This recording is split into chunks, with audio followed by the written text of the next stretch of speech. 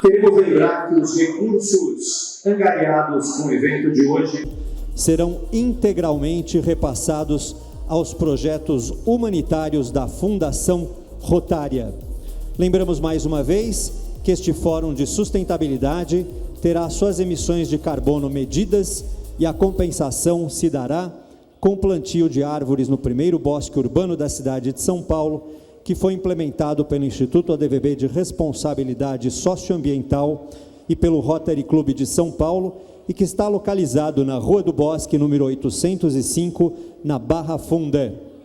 E antes então de irmos para o painel de número 2, vamos repetir aqui aquele nosso exercício para que vocês possam apontar e acessar o QR Code que será colocado na tela, que está distribuído na recepção do evento, e que você vai preencher duas questões simples para auxiliar a coordenação do fórum a fazer um inventário das emissões de carbono do evento.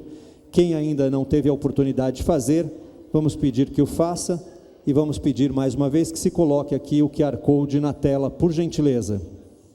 Enquanto isso, agradecemos mais uma vez ao patrocínio de Bradesco, iFood, Level Group e Logger, e também ao Media Partner, Grupo Bandeirantes de Comunicação.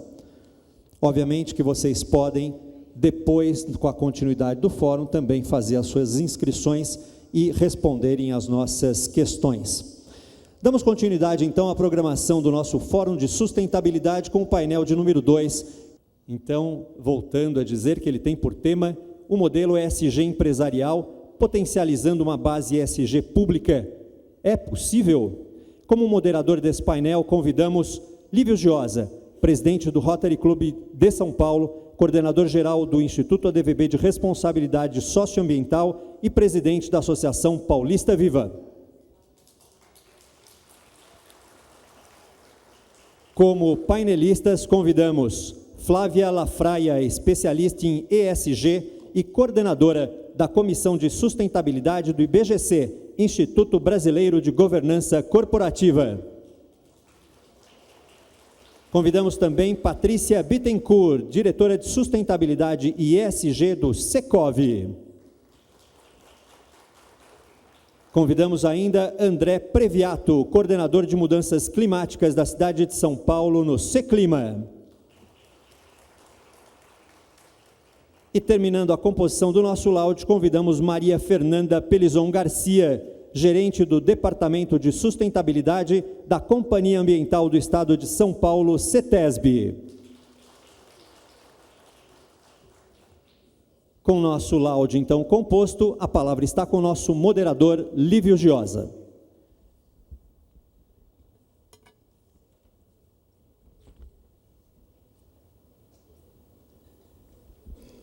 Agora, oficialmente, mais uma vez, boa tarde, bom dia a todas e a todos.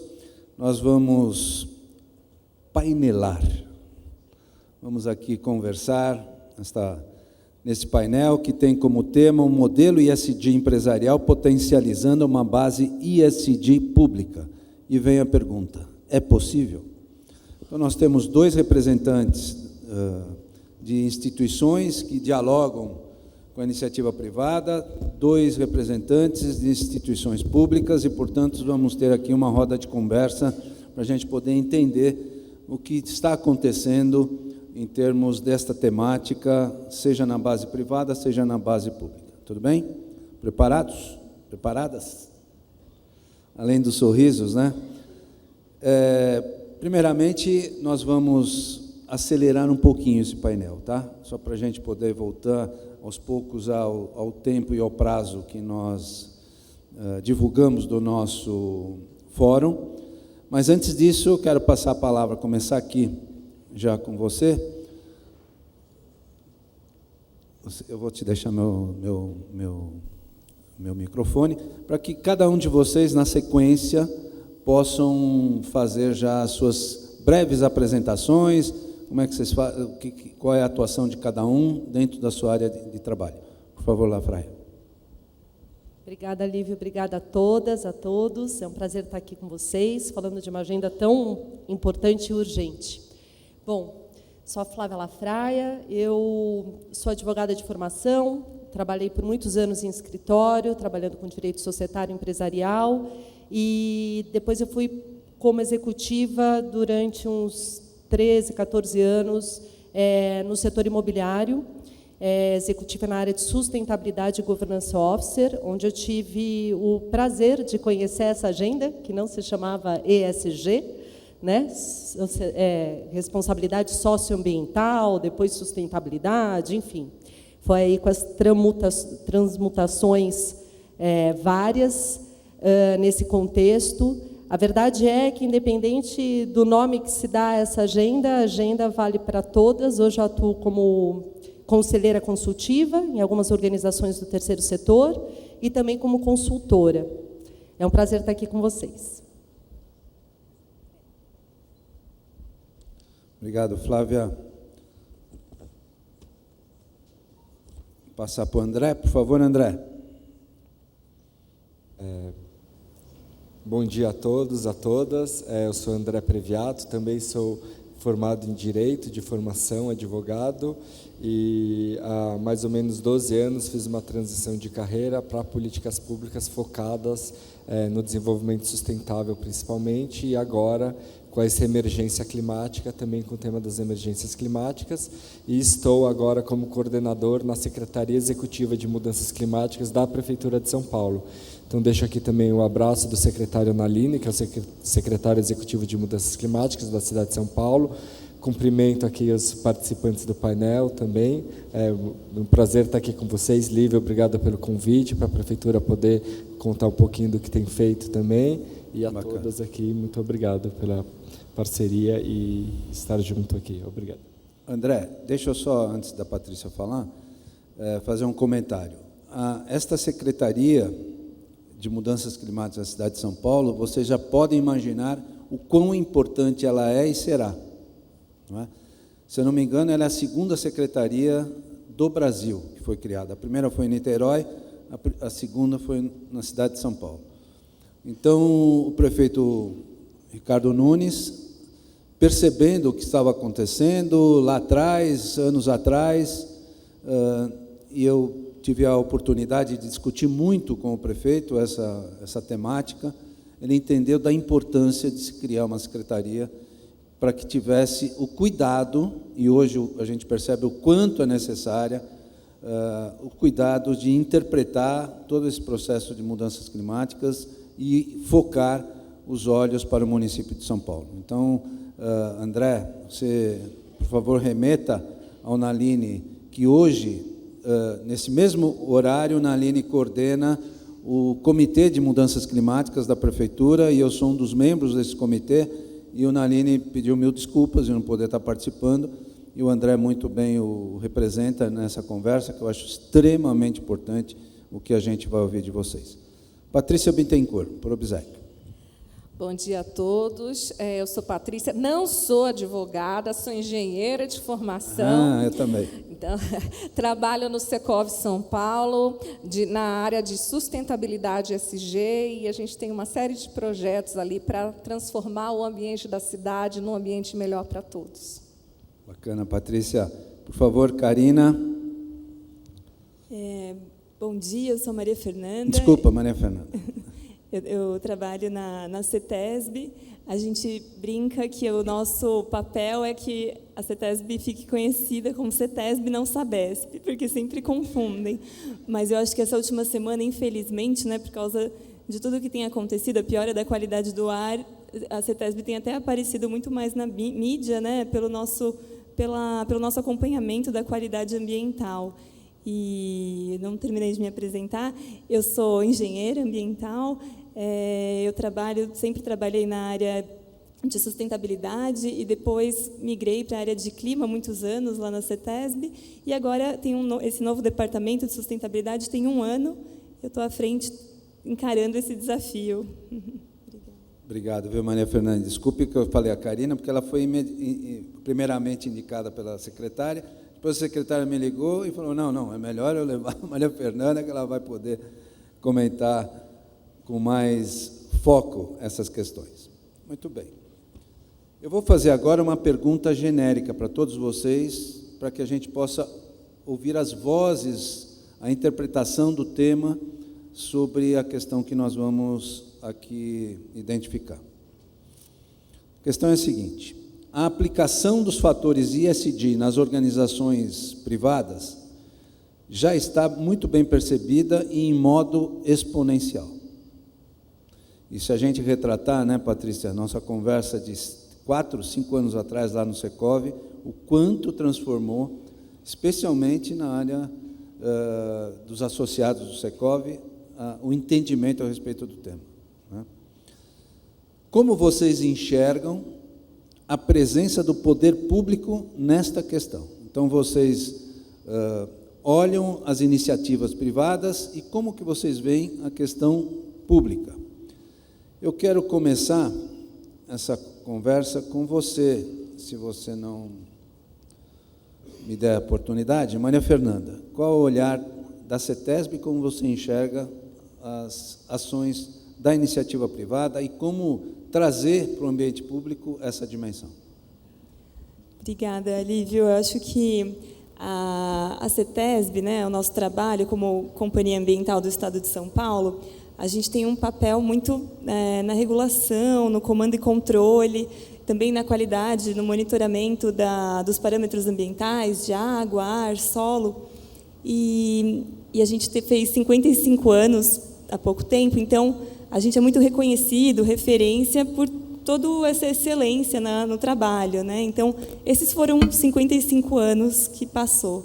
E a gente está numa discussão de o que a gente quer para o futuro, nos próximos 55 anos, né? Dada toda a situação que a gente encontra hoje.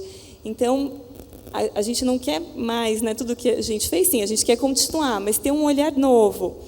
E eu acho que impulsionado também por toda essa questão de sustentabilidade, ESG, que as empresas tomaram muito à frente, né, a gente também tem buscado isso internamente na CETESB. Então, a gente trabalha com muitos dados, então a governança, inteligência de dados é um ponto que a gente quer valorizar, emergência climática, né? Como que a gente vai tornar os nossos territórios mais resilientes, não só o comando e controle, mas como que a gente pode contribuir para fomentar mais as práticas sustentáveis que já tem hoje, né? Como a gente ouviu um pouco no painel anterior. Então, eu acho que, com isso, né, acho que com esses bons exemplos, esse fórum é uma ótima oportunidade para a gente trocar boas práticas, né, exemplos do que o setor privado está fazendo, o que o setor público pode contribuir. E daí eu acho que 2 pontos assim, eu colocaria, né? Acho que o setor público pode contribuir com favorecer espaços de articulação, então parceria público-privada, fomentar isso, né? Algumas coisas que a gente tem feito que vão além da regulamentação, né? Que vão além de uma exigência legal. Então, só para dar uns 2 exemplos, né? Termos de compromisso de logística reversa. Então, termos de compromisso eles têm que ir além, né? Então, já tem uma exigência legal e a gente tem essas parcerias por interesse, né, do setor privado. A gente faz parceria para melhorar, otimizar. Como que a gente pode ir além?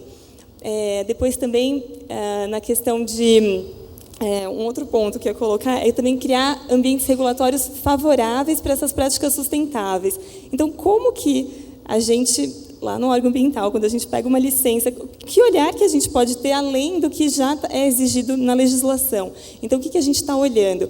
Como que a gente pode fomentar? Então, dar uma segurança jurídica, ter procedimentos muito claros e que tragam questões para fomentar. Então, por exemplo, a gente está falando de geração de biometano aqui no estado de São Paulo.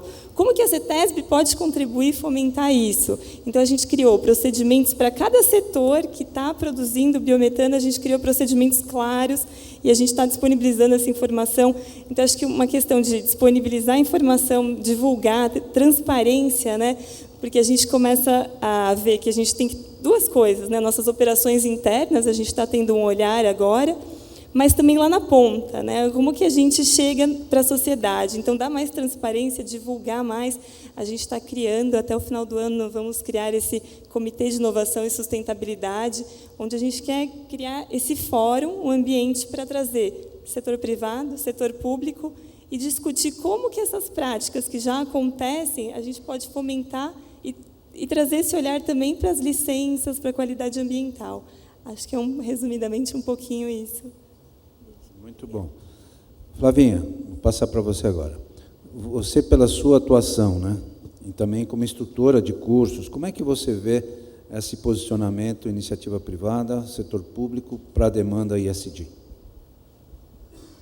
Legal, Ivo. Eu acho que tem uma percepção minha muito mais como instrutora, né, dos cursos do IBGC, né, do Instituto Brasileiro de Governança Corporativa. Atuo lá já há alguns anos, também fui coordenadora da Comissão de Sustentabilidade, enfim.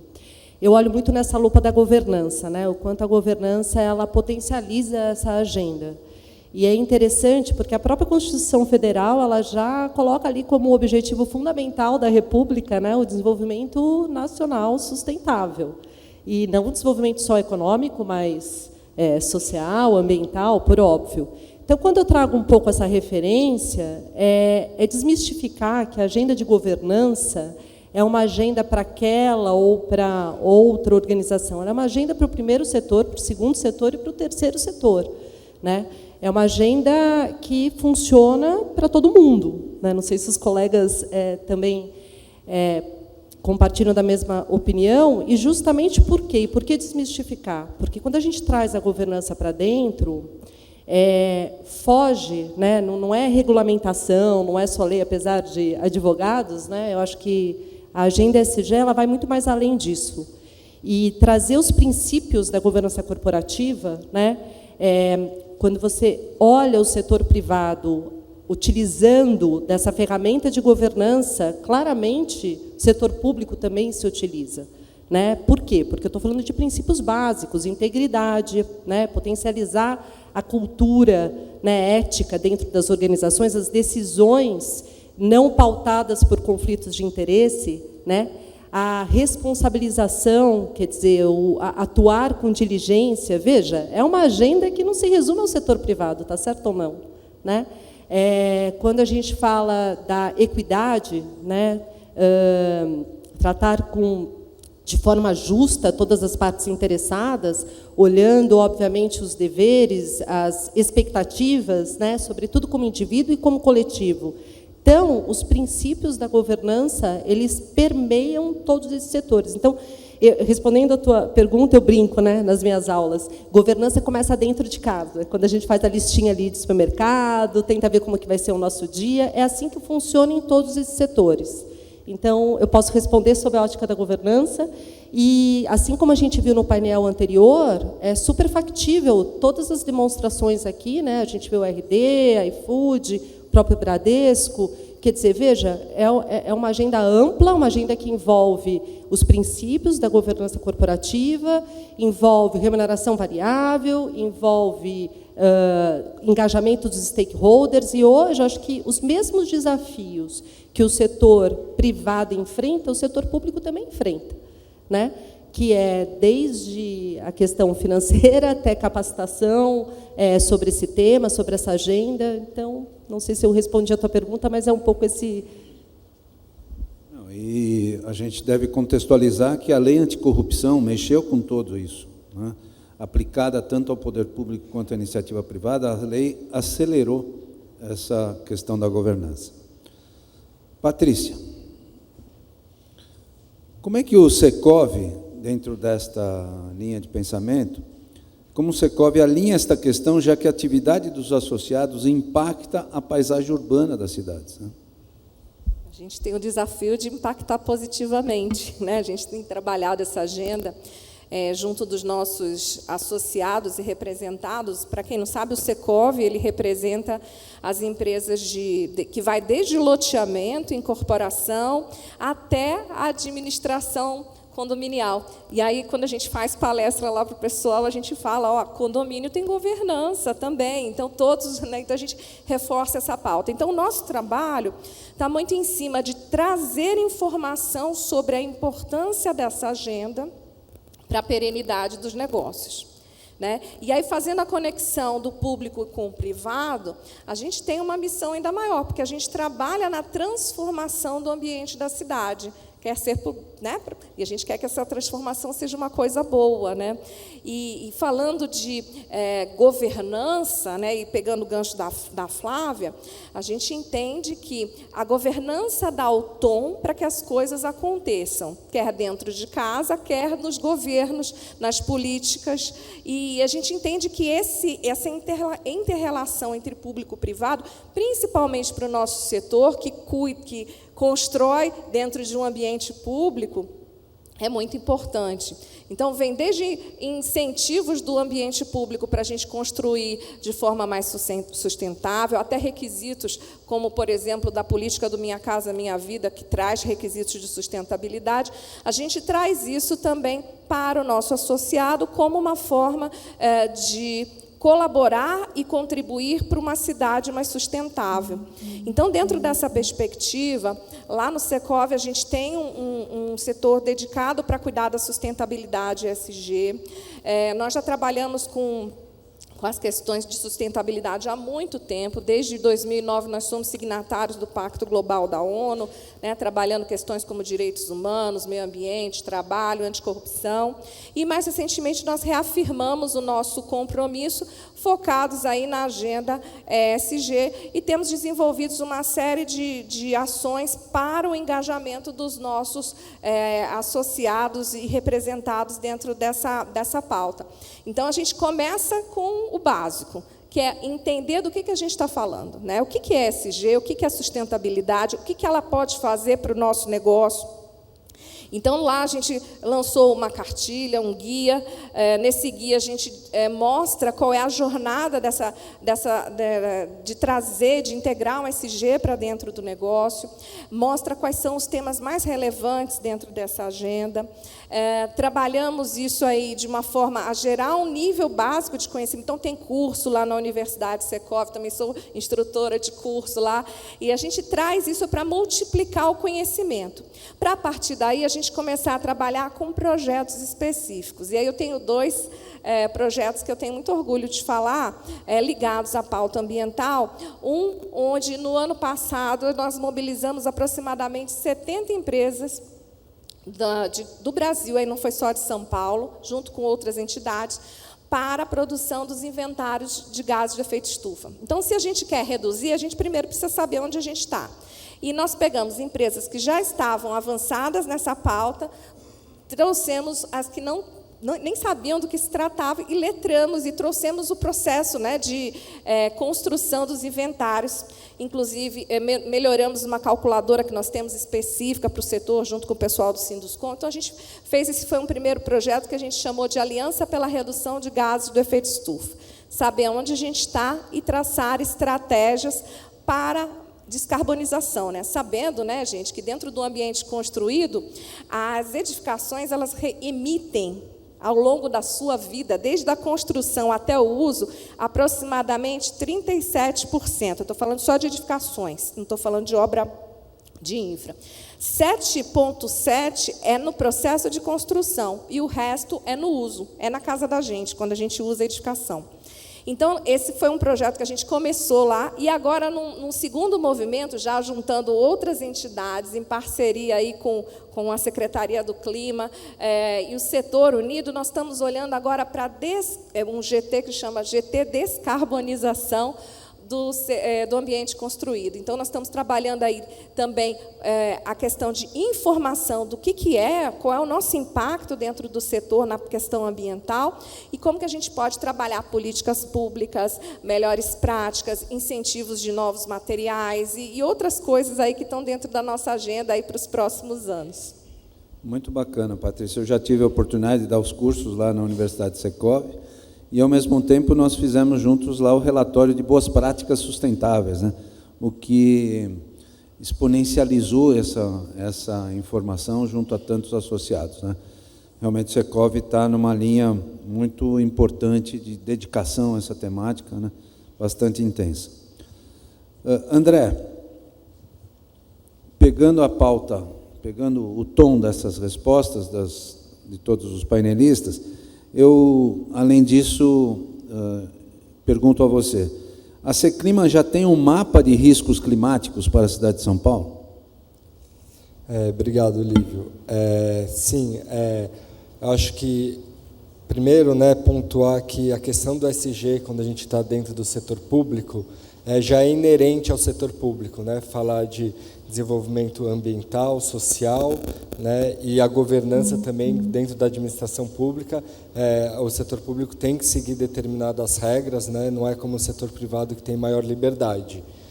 Então, sob esse aspecto, a gente tem evoluído bastante. A Secretaria de Mudanças Climáticas foi criada particularmente em função da criação do Plano de Ação Climática da cidade de São Paulo. Então, é um plano que ele vai tratar tanto da adaptação da cidade para essa nova realidade, como para a diminuição das emissões associadas à vida urbana, dentro da cidade, para conter aí o avanço do aumento da temperatura global e os efeitos que causam esse aumento de temperatura, que são as mudanças em si, as mudanças nos padrões climáticos da cidade. Então, eu acho, só retomando também um pouco a fala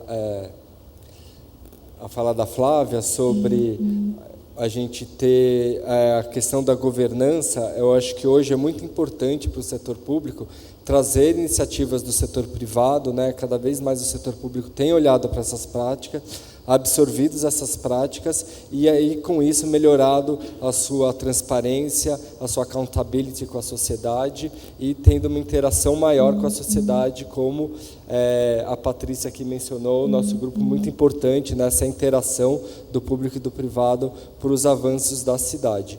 Então, entrando na sua pergunta sobre os riscos, o Plano de Ação Climática foi construído em 2021, então ele fez tanto um mapeamento das emissões da cidade, como dos principais riscos climáticos da cidade.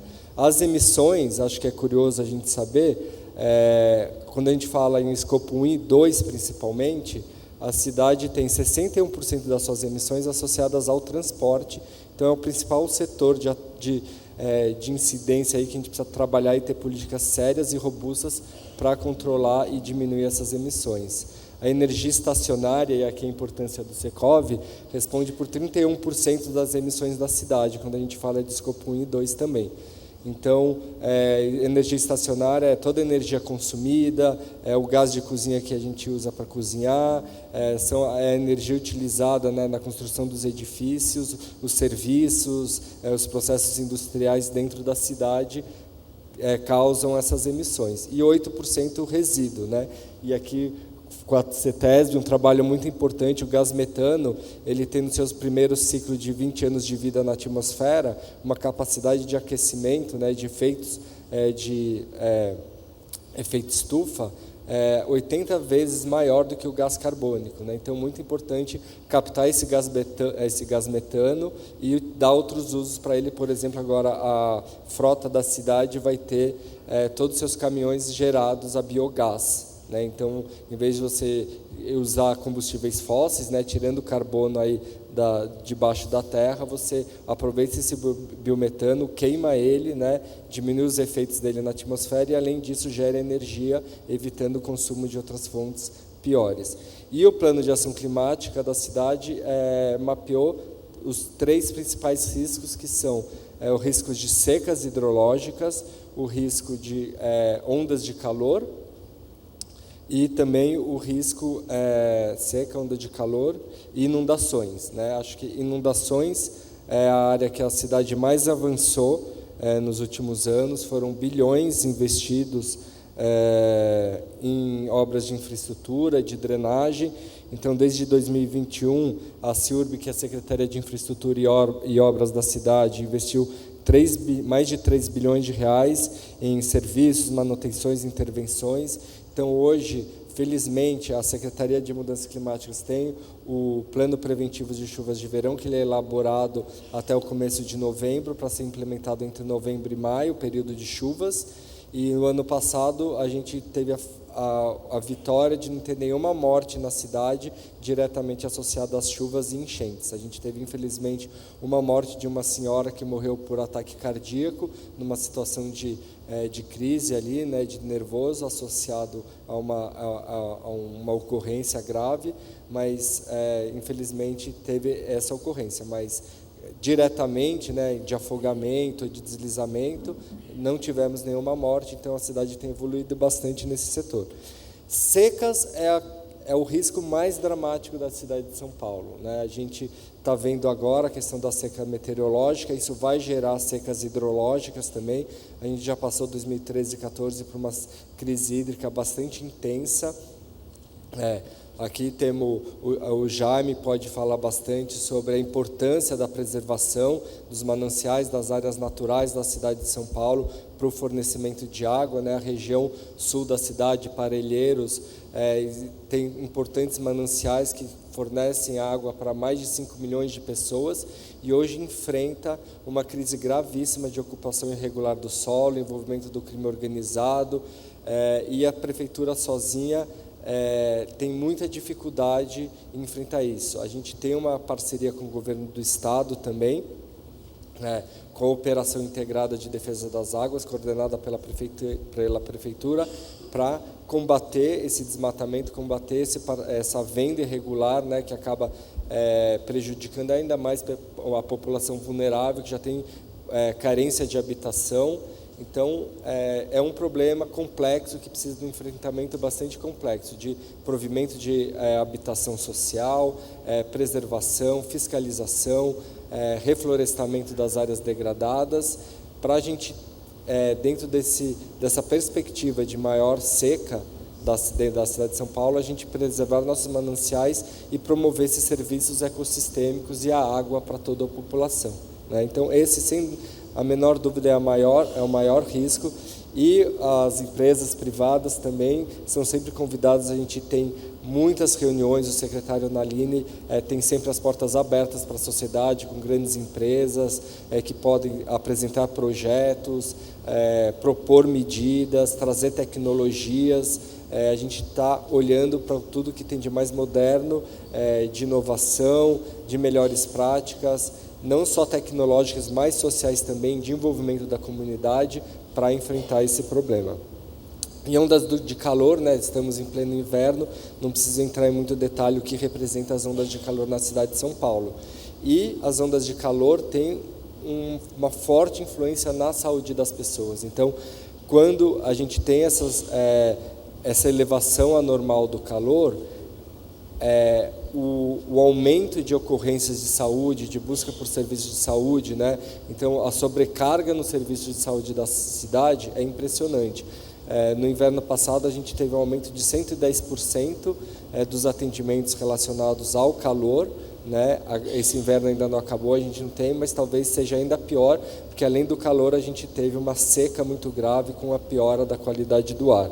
E para isso existem diversos programas na cidade sendo desenvolvidos, né, principalmente a maior distribuição da cobertura verde. São Paulo, a gente teve aqui o secretário Ravena falando, tem feito um trabalho muito importante de ampliação das áreas de preservação da cidade. O prefeito Ricardo Nunes declarou de utilidade pública mais 10% do território, vamos chegar a 26% da área do território em áreas verdes de proteção, áreas públicas, mas essa área é ainda muito mal distribuída. Temos os distritos com pior desenvolvimento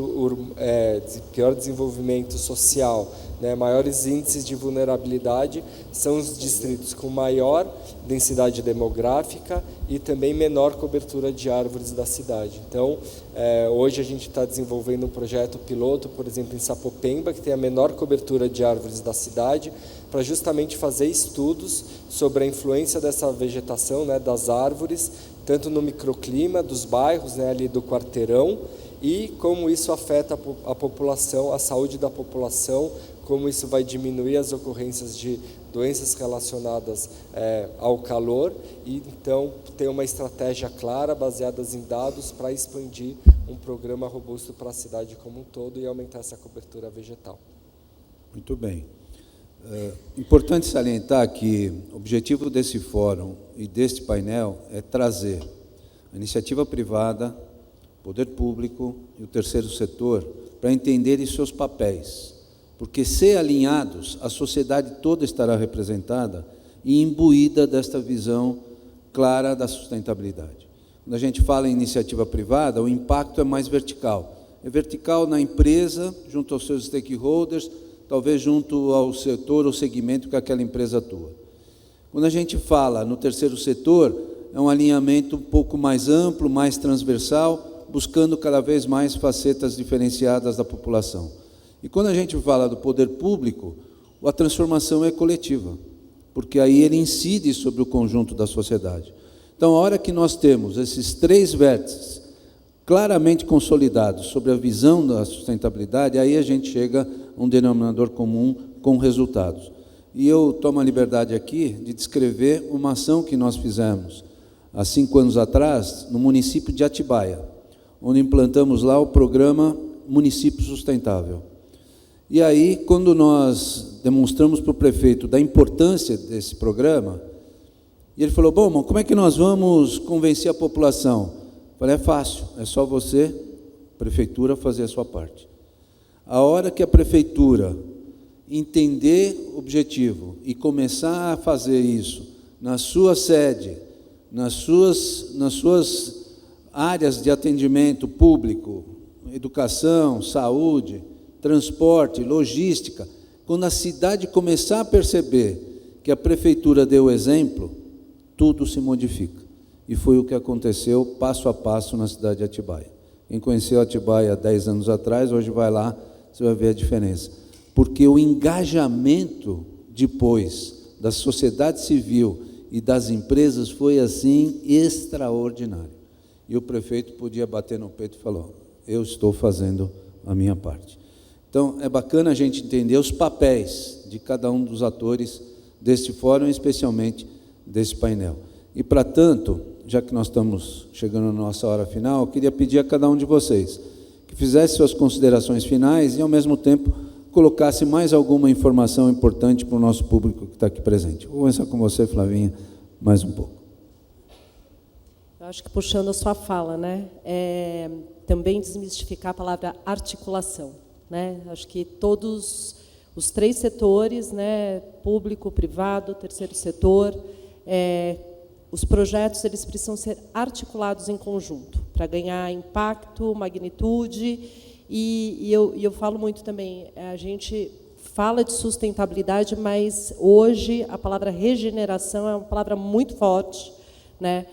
Expandir o nível de consciência dos líderes que estão nesses 3 setores para entender e compreender esse cenário, né? O cenário que trouxe aqui no começo do nosso evento, que é um cenário que impacta todos, né? E a gente está muito acostumado com essa cultura da sobrevivência, né?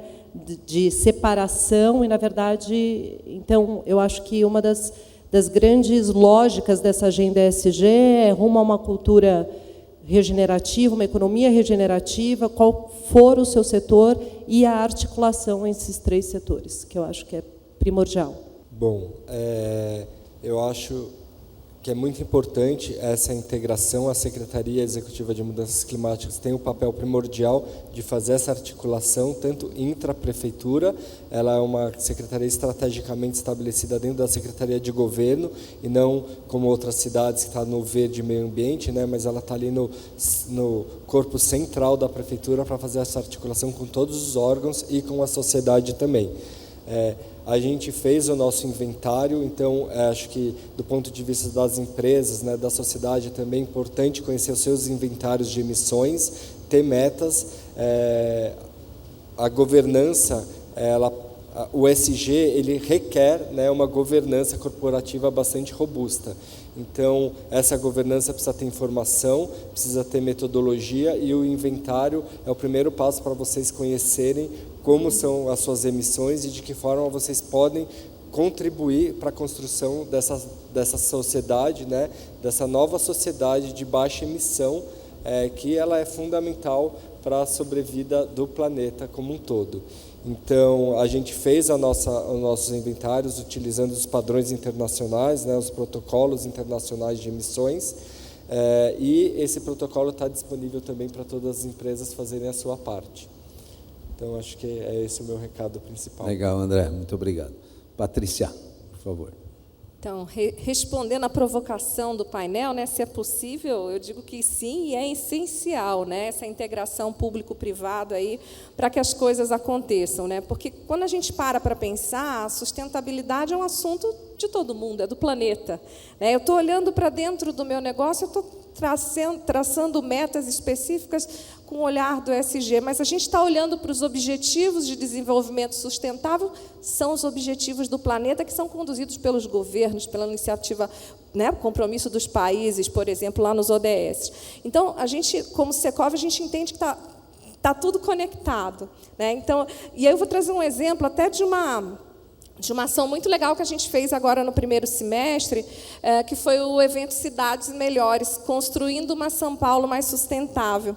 Então, nós provocamos um debate com a Prefeitura de São Paulo, junto com todas as secretarias, a gente tinha lá o secretário Ravena, Naline, a secretária Aline Cardoso, o próprio prefeito estava lá, onde a gente pôde discutir a interação entre o público e o privado para que a gente pudesse contribuir para uma cidade melhor, desde olhar para a legislação urbanística, até para questões, por exemplo, de habitação de interesse social, de adaptação climática nas cidades. Então, foi um evento que foi muito legal a gente olhar para a sustentabilidade urbana, e o Secov provocou isso dentro de um grande movimento.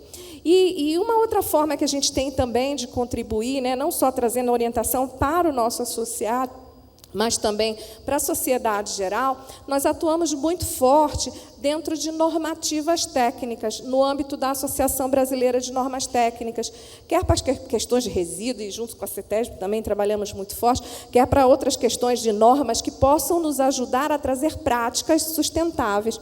E uma delas foi uma iniciativa que eu tive o privilégio de participar da coordenação, que é um texto normativo de melhores práticas para o ESG, trazendo o que é o ESG e como que a empresa pode integrar isso dentro da sua jornada, independente de setor. Então, é uma forma também que o Secov tem de contribuir com a sociedade de uma forma mais ampla. Então, eu agradeço a oportunidade da gente poder mostrar um pouquinho do nosso trabalho, Lívia. Obrigada. Muito bom, Patrícia. Essa ação da BNT é fundamental, a gente acompanha muito e o Secov está de parabéns nisso. Muito bem. Muito bom. Maria Fernanda.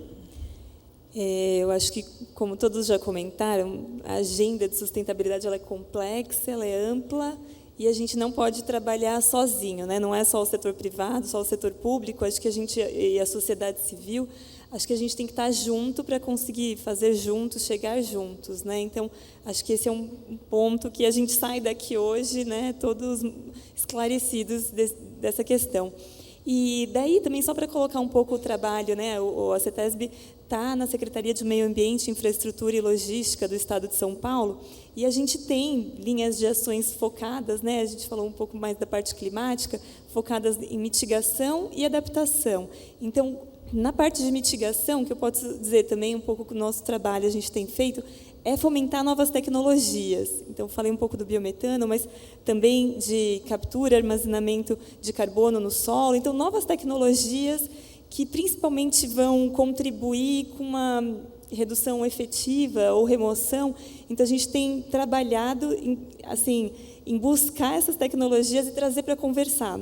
Porque a gente sabe que, quando tem novas tecnologias, a gente precisa ter um entendimento, claro, para conseguir licenciar. Então, precisa amadurecer, né? Então, a gente já tem puxado essas conversas e trazido para a discussão, para a gente promover, né, para que isso aconteça mais rápido. A gente estava conversando com um pessoal que veio dos Estados Unidos e falou, olha, lá a gente demorou 10 anos para licenciar. A gente falou, não, a gente não quer demorar todo esse tempo, então a gente quer aprender, né, com os desafios, com as lições aprendidas, né, para que as soluções inovadoras que tragam uma sustentabilidade, que tragam uma qualidade, uma melhoria, a gente consiga implantar mais rápido.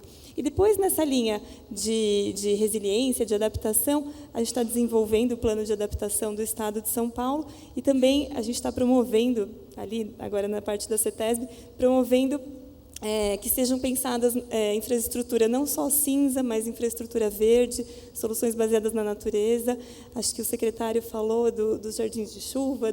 Então, a gente quer a gente busca trazer isso também para as obras que a gente está licenciando. Então, uma forma disso é trazer diálogos, né, fóruns, para que os projetos já sejam pensados com esses pontos, né? Depois, na discussão técnica, a gente sempre tenta, né, trazer uma questão ou outra, mas que os projetos já sejam pensados no seu conceito, com todas essas questões que vão trazer uma melhoria, uma questão de sustentabilidade e qualidade melhor. Acho que é isso, acho que juntos, né, promover esse diálogo, essa parceria. Obrigada, Lídia. Muito bom, Maria Fernanda. Nós lançamos aqui neste fórum o Movimento pela Sustentabilidade. A sigla MOVES. É para mover mesmo, é para a gente se mover em direção a esse contexto da sustentabilidade. Ao final do primeiro painel, eu obtive a adesão dos 4 participantes. Pergunto a vocês, vamos juntos? Vamos juntos? Muito bom. Muito obrigado, Flavinha, André, Patrícia, Maria Fernanda, obrigado pela participação nesse painel.